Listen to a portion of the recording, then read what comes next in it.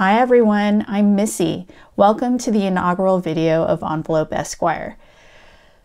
A little bit about this channel. This channel is primarily about my financial process, especially with regards to operating on a zero-based budget, using cash envelopes or trackers to manage my variable spending, using sinking funds, and participating in savings challenges. Most of those things are very familiar in the budgeting world, so I'm not going to get into the details about what those are, but we can talk a little bit about those things, or you can ask plenty of questions in the comments if you have them. I also wanted to tell you about what my immediate financial goalposts are. Those are to fully fund a $25,000 emergency fund and to save $200,000 in cash within 5 years. Those are pretty aggressive goals, but here's a little bit about me. I'm an attorney that is financially stable. Now, please understand that I don't say this to be boastful at all.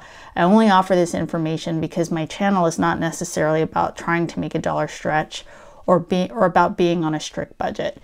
My channel is about me being mindful about spending and saving more. It's really pretty simple. Even when you make a decent income, it's really important to establish good financial habits. And the reality is I really haven't had consistent, established, long-term habits when it comes to finances. And I'm hoping this channel will help me solidify those and perhaps offer some inspiration to others who are similarly situated, or even if you're not similarly situated, I'm hoping that anyone that comes across my channel can get something out of the content I plan to share. So here's some good news. This past year, I paid off all of my student loan debt. It took me 19 years to do it. I had thousands in consumer debt. I wasn't making very much at first, and I wasn't even working in my chosen field. I had all kinds of anxiety around money, and I really feel and understand that pain if you're experiencing that as well. I wish the topic didn't feel as taboo when I was at the beginning of my debt journey. Now, there's a wealth of content creators sharing their stories on YouTube and in other places, and they provide good practical advice about how to pay off debt. And they make you feel less alone in that stress. That's really amazing, and it's something I really wish that I had in my younger years. So in my current season of life, I am debt-free and financially stable. Making that last payment may have been the biggest moment of my life.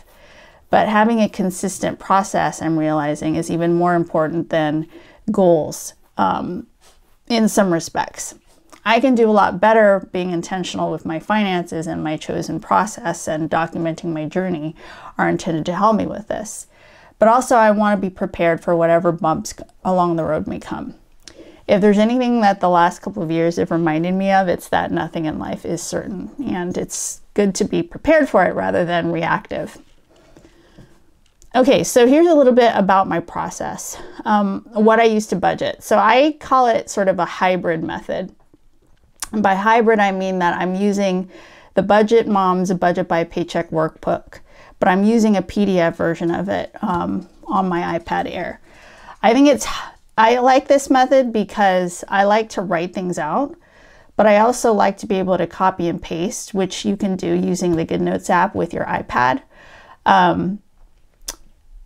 And also because I'm just starting out, I'm doing a lot of tweaking and crossing out. And when I tried using paper, it just got really, really messy.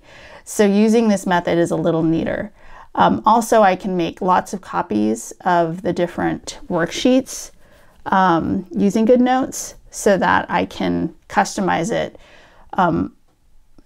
to my liking, because I don't use it quite the way it's designed, and you'll see that as we go through what my process looks like.